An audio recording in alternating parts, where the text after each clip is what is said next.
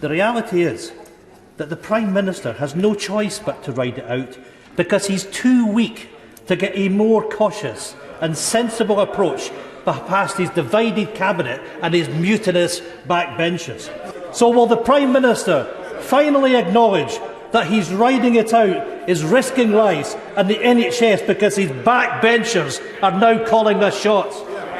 Well, Mr. Speaker, I think the right honourable gentleman should take back what he said, no, Mr. Speaker, because I tell you what, I think that he should be respectful of the traditions of this House, which is you don't accuse people of things that they haven't done, Mr. Speaker, and it is totally untrue.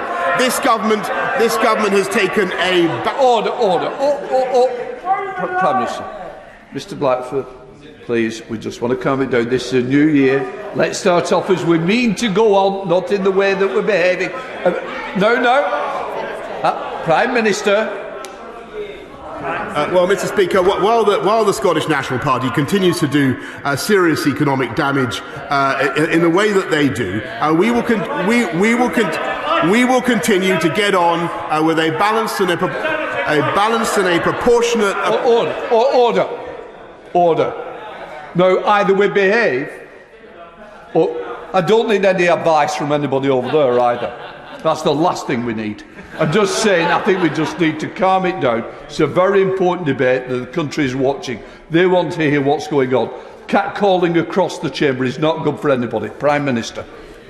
I'm grateful, Mr. Speaker, and I think that what we need to do is get on together with a plan that is both balanced and proportionate, and I think does a huge amount to protect the public and is the right way forward in dealing with Omicron. And he says, Mr. Speaker, that the UK government is out of step with what Scottish Nationalist Party want. Actually, overwhelmingly, we do the same thing at the same time, and there is far more that unites us than divides us. And that is the reality. You may not like it, but that is the reality.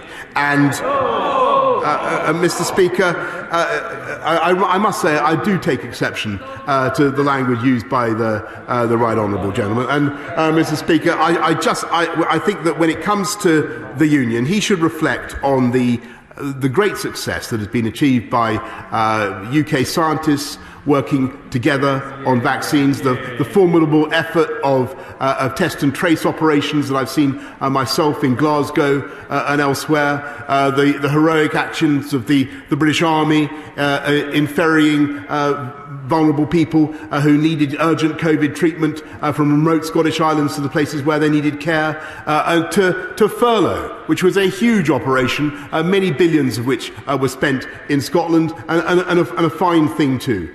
And I think he should take back some of his more intemperate remarks. I don't think they do him any credit at all. And I think what we should do is do our level best to work together in a civilised and collegiate way to get through this pandemic. And that is what this government intends to do. Can I just say, I didn't hear what was said, because people are chunnering at the same time. I want it to calm it down. I want us to use language that is appropriate to this chamber. So please, make sure that we treat each other with the respect that I expect from all of you going forward.